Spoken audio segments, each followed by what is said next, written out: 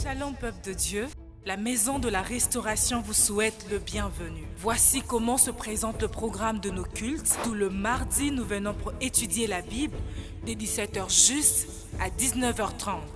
Et tout le jeudi, nous venons pour prier et intercéder pour nos familles dès 17h juste à 19h30. Et tout le dimanche, nous venons pour célébrer l'Éternel de 8h30 à 10h30. Et vous pourriez également nous suivre sur nos différentes plateformes, entre autres Facebook, YouTube, Instagram et TikTok, en tapant Église Mirel. Et enfin, souriez car vous êtes à l'église.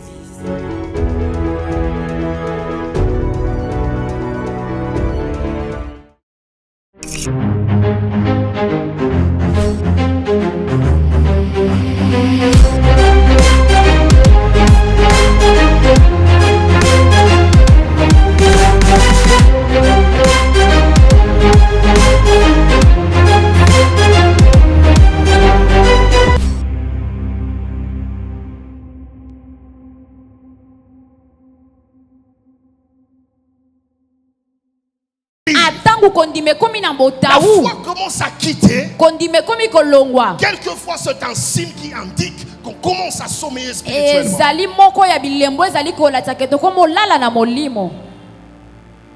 Alléluia. Amen. Alors, quels sont les dangers du sommeil spirituel?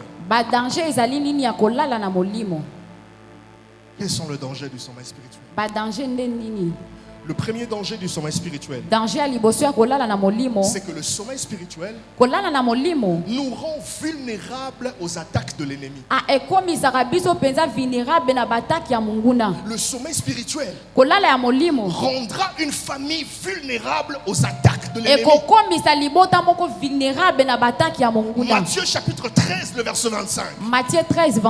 La Bible dit, pendant que les gens dormaient, son ennemi vient s'aimer de livrer parmi le blé.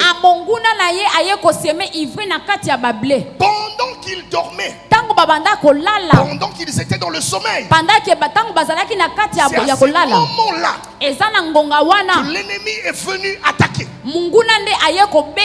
Je vais dire à quelqu'un, Satan ne t'attaquera pas lorsque tu es en état de veille.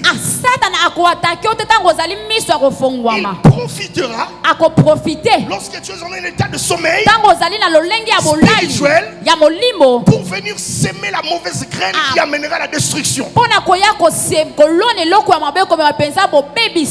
Il attendra. Il est patient. Il attendra le bon moment où tu seras en sommeil. C'est à ce moment-là qu'il va attaquer. Alléluia. Amen. Alléluia. Amen. Voilà pourquoi un chrétien qui est endormi, deux fois il n'a pas conscience de piège de l'ennemi. N'avez-vous jamais remarqué? La plupart des disputes de couple, c'est toujours la nuit. Si vous n'avez jamais remarqué, faites cette étude, la demandez à ceux qui sont mariés, demandez à ceux qui sont... Pas toutes les disputes. Mais en tout cas, 70% des disputes de couple, c'est la nuit.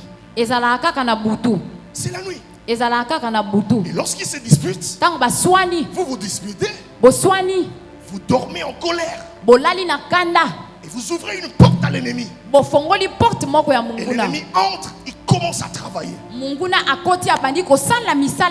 Écoutez-moi très bien. Les démons, deux fois fonctionnent comme des chiens. Les démons ne sont pas omniscients.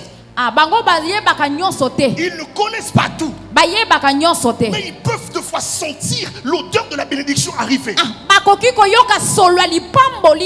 Et lorsqu'ils sentent qu'il y a quelque chose de bon de la part de Dieu qui est en train de venir faire fou, à ce moment-là, ils viendront créer une tension, vous poussez à ouvrir des portes. Et ces portes-là profitera à eux pour qu'ils puissent frapper. Alléluia. Amen, papa. Je suivis un témoignage qu'un homme de Dieu a rapporté pendant qu'il prêchait. Je vous ai rapporté déjà ce témoignage ici.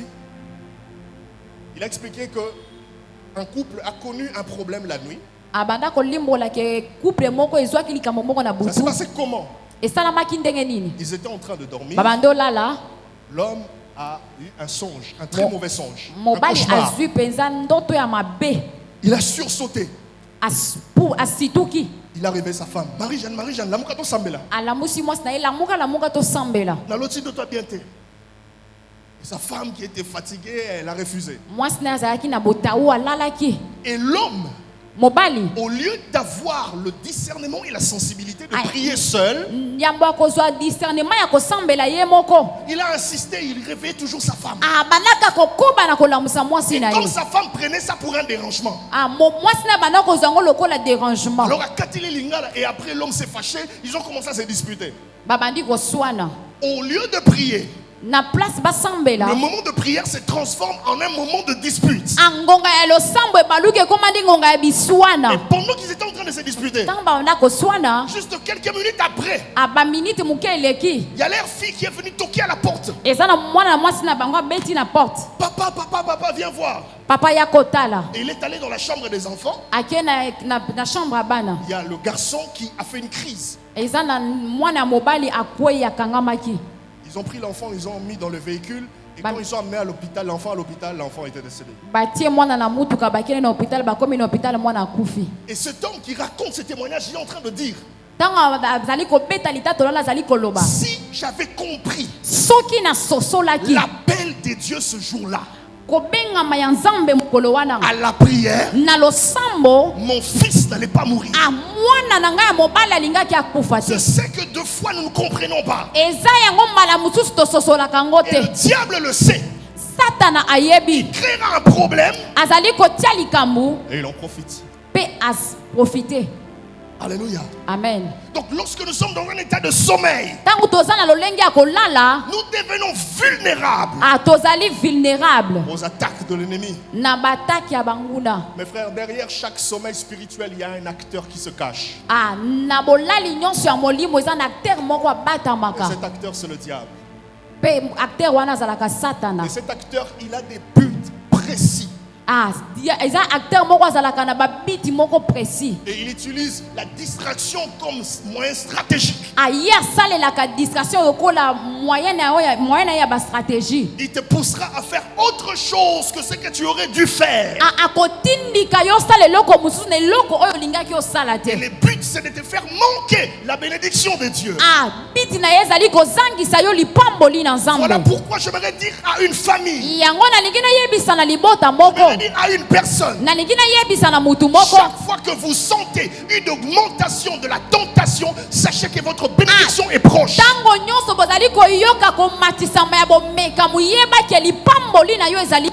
Et lorsque nous nous laissons entraîner par le sommeil spirituel,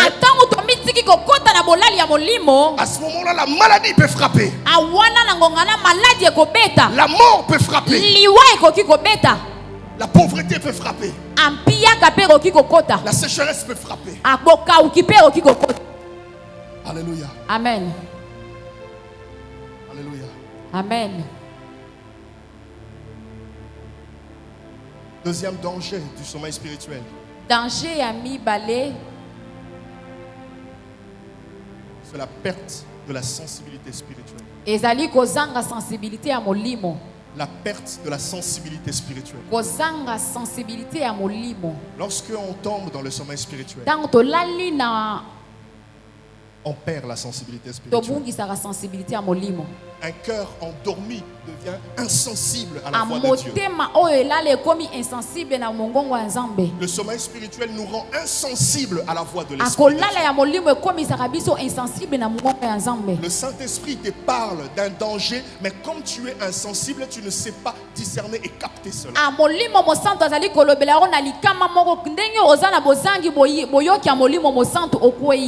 Pas plus tard que hier, je parlais avec une cousine. Et elle me racontait son histoire. Elle est arrivée en France fin 2021 après la Covid. Comme quelqu'un qui arrive en Europe nouvellement. Elle dit je vais faire des photos, des selfies et puis je vais poster, je vais envoyer à tout le monde. Elle est allée à un endroit qu'on appelle Arc de Triomphe à Paris. Elle a fait des photos. Elle a posté. Sur son WhatsApp, Instagram, Facebook. Les gens commentaient. Comme toujours. Et parmi les commentaires, il y a quelqu'un qui avait commenté et qui avait écrit hey, tu as voyagé sans nous avertir. C'était un commentaire normal, qui paraissait normal. Et elle a même répondu, elle a écrit qui. Il n'est pas répondre. C'était passé 2 mois et 2 mois après. Elle a connu des situations très difficiles. Des problèmes à l'immigration. Des problèmes de documents. À un moment donné même, elle a failli être expulsée. Et c'est à ce moment-là qu'elle a pris conscience. Qu'elle se dit qu'elle doit vraiment s'élever dans la prière. Elle a commencé à fréquenter une église. Suivez très bien cette histoire. Quand elle a commencé à fréquenter l'église, à un moment donné, pendant la prière, le Saint-Esprit a révélé au travers d'un frère, d'un serviteur de Dieu, l'origine de ces combats. Et l'homme de Dieu lui a dit, tu vois tous les problèmes que tu as connus avec l'immigration, tes documents, tout ça. Tire l'origine à Kinshasa. Ça a commencé à partir d'une photo que tu avais posté quelque part et que quelqu'un avait commenté. Pour toi c'était un commentaire normal, mais en réalité derrière ces commentaires se cachait vraiment une intention malveillante. On voulait vraiment qu'on t'expulse et que tu rentres au pays. C'est la raison de tous les combats que tu as connus. Elle s'est rappelée même plus. Elle est allée chercher, voir la photo et puis elle a vu les commentaires. Alléluia. Amen. Alléluia. Amen. Donc maintenant imaginez si elle avait discerné ses commentaires bien avant. Ça aurait pu éviter tout le combat qu'elle a eu à connaître. Voilà pourquoi j'ouvre une parenthèse. Voilà pourquoi 2 fois même qu'on dit aux gens, ne postez pas toute votre vie sur les statuts, sur les réseaux sociaux. Un jour quelqu'un m'a dit, papa, téléphone nanga, méga nanga, ba abonné nanga, je fais ce que je veux. J'ai dit ok. Fais ce que tu veux, mais quand un de la ne vient pas me chercher, ne vient pas chercher les hommes de Dieu. Alléluia. Amen. Si elle avait discerné cela avant, elle aurait pu éviter tous les combats qu'elle a connus. Parce qu'elle aurait pu s'élever dans la prière. Et c'est ça l'importance de la sensibilité spirituelle. Parce que la sensibilité te donne un autre regard que les autres. Là où les autres entendent de simples paroles, de simple parole, la sensibilité peut discerner l'esprit et l'intention qui se cachent derrière ces paroles. Mais comment être sensible si tu n'es pas en effet spirituel? Alléluia. Amen. Alléluia. Amen. Je vous dis vrai, mes frères. Il est vrai que nous sommes humains. Il est vrai que nous n'allons pas tout connaître. Il est vrai que Dieu ne nous dira pas tout. Il est vrai qu'il y a des choses qui émanent de sa souveraineté. Il est vrai qu'il y a de ces combats où Dieu lui-même va combattre et il te révèle après même la victoire. Mais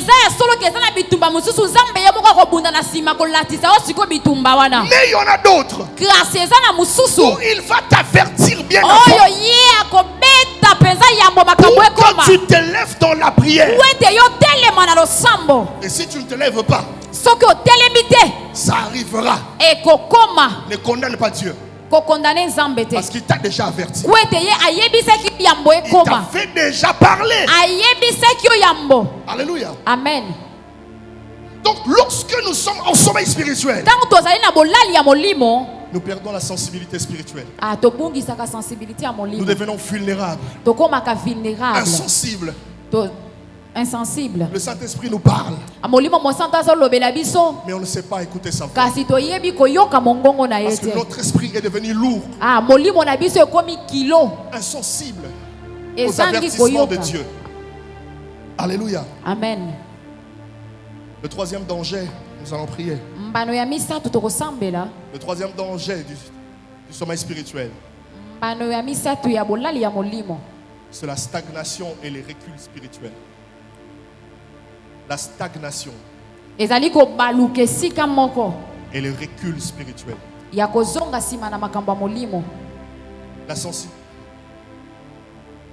Le sommeil spirituel amène la stagnation,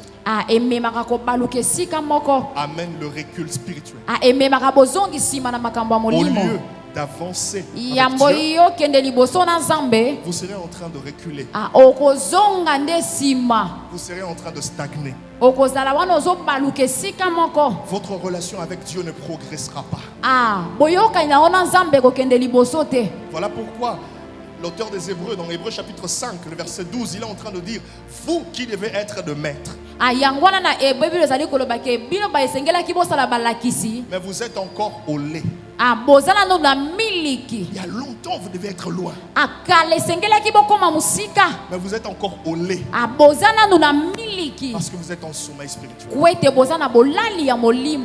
Et le dernier danger, le quatrième et dernier danger du sommeil spirituel, c'est que le sommeil spirituel peut nous conduire à être surpris par le retour du Seigneur. Ah oui, le sommeil spirituel peut conduire quelqu'un à rater l'enlèvement. La Bible dit dans Matthieu 25 que les vierges ont manqué de rencontrer l'époux à cause du sommeil.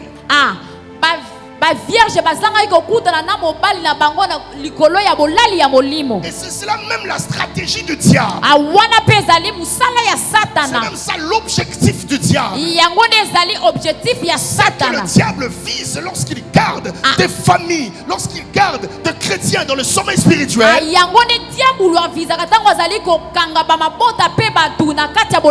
de les empêcher de connaître l'enlèvement. Parce que le diable sait que nous savons ce que lui a perdu. Alors il fait tout pour que nous aussi nous puissions perdre comme lui a perdu. Il sait que son jugement a déjà été fini. Et il veut que nous aussi nous puissions être jugés dans le feu avec lui. Il garde les gens dans le sommeil spirituel pour que quand l'enlèvement viendra, que nous puissions être distraits par les choses de la vie et que l'enlèvement nous manque. Alléluia. Amen. Et nous allons prier. Mais avant de prier, comment sortir du sommeil spirituel? Puisque c'est ça le but pour lequel nous sommes là. Les buts pour lesquels nous sommes dans ces assises, c'est de nous réveiller spirituellement. Et non seulement de se réveiller, mais d'être aussi dans un état de veille. Dans nos familles, dans nos vies, tout autour de nous. Si nous sommes dans un état de veille, rien ne pourra nous surprendre. Rien ne pourra se faire sans que Dieu puisse au préalable nous avertir. Comment sortir maintenant du sommeil? Si quelqu'un veut sortir du sommeil, la première des choses à faire, et c'est la chose indispensable, c'est la chose primordiale, c'est la repentance. Alléluia. Amen. C'est la repentance. Parce que la repentance, c'est le seul moyen qui nous permet de restaurer notre communion avec Dieu. C'est la repentance. Et cette repentance doit être sincère, d'un cœur meurtri, d'un cœur qui se dit Seigneur, je te distrais. Voilà pourquoi tel malheur est arrivé dans ma famille. Je te distrais. Voilà pourquoi tel problème est arrivé. Tu m'avais averti. J'étais insensible. Je n'avais pas capté ta voix. Je n'avais pas écouté ta parole. Alors je me répands. Je demande pardon. Je veux restaurer ma communion avec toi. C'est par là que ça commence. C'est là la porte d'entrée même. La repentance. Alléluia. Amen. La repentance. La repentance. C'est pas que non, tu as perdu ta vie de prière. Tu es dans le péché. Tu viens directement, Seigneur. Les faits. Il n'y aura pas de feu. Il n'y aura pas de feu. Il y aura des paroles. Il y aura de cris, mais il n'y aura pas de feu. Le feu là viendra d'abord par la repentance. Parce que d'abord il y a une cause qui a emmené ce sommeil là. Donc il faut commencer par là. Seigneur, je reconnais. Je reconnais la cause. Ta grâce. Ta grâce. Ta grâce. Et après la repentance, il faut maintenant réactiver sa vie de prière. Réactiver sa vie de prière. Réengager sa vie de prière. Recommencer avec sa vie de prière. Avec sa vie de méditation de la Bible. Réengager la vie de prière. Et si même tu as abandonné le service de Dieu, après la repentance, tu réengages ta vie de prière. Et tu renouvelles ton engagement dans le service. Alléluia. Amen. Alléluia. Amen. Je sais que ce message ne s'adresse pas à tout le monde. Il y a une catégorie de personnes à qui tu es en train de parler. Alléluia. Amen. Ce soir, nous allons prier. Nous allons prier. Je crois que pendant toute cette semaine, le Saint-Esprit nous parlera. Le Saint-Esprit nous enseignera. Le Saint-Esprit nous montrera de choses. Je le crois. Mais ce soir, j'aimerais d'abord que nous puissions revenir à la cause, à la source. J'aimerais que nous puissions prier. Si nous pouvons nous tenir debout, s'il vous plaît. Nous allons prier le Seigneur. Nous allons dire à Dieu, Seigneur, j'ai été insensible. J'ai été insensible. Tu m'as établi comme sentinelle. Mais voilà que le malheur est arrivé. Je n'ai pas sonné la trompette en tant que sentinelle. Tu m'as établi comme gardien. Voilà que le malheur est arrivé. Je ne l'ai pas vu venir. Tu m'as établi, Seigneur. Mais voilà que le malheur a frappé ma maison, ma famille. J'ai été insensible. Tu m'as parlé. Je n'ai pas compris. J'ai négligé. Je n'ai pas capté. J'étais insensible. Je te prie, Seigneur. Accorde-moi ta grâce. Accorde-moi ta grâce. Accorde-moi ta grâce. Est-ce qu'un cœur peut s'élever et commencer à parler et dire à Dieu, accorde-moi ta grâce. Seigneur, je t'en prie, prince de paix. Yahweh, salelanga ngolu na yo samba.